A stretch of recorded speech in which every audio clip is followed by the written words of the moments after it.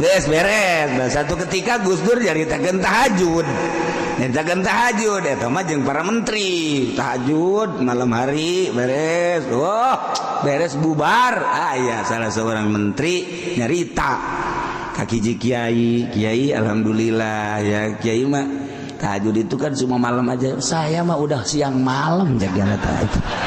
Alhamdulillah hayang dipakai kahebat ta menteri.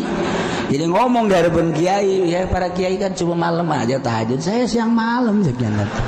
Waduh, asana duha ge beurang penting nya na kajen Gokobang. Eta kan gara-gara bodoh. Jadi Gus Dur mah jadi kelakar bae ta zaman Gus Dur. Masya Allah orang jadi nyararaho. Eta lain lalagaan berarti barodo jasa kan pemimpin orang.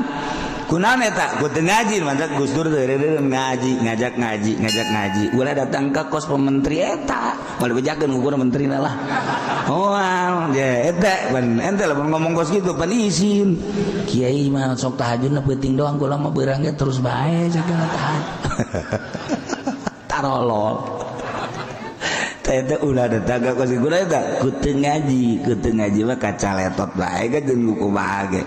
Mun nyaritakeun agama sing hade daeureupun kiai mah goblok-goblok ge kiai mah nyahueun ka kitab eta nu goblok da.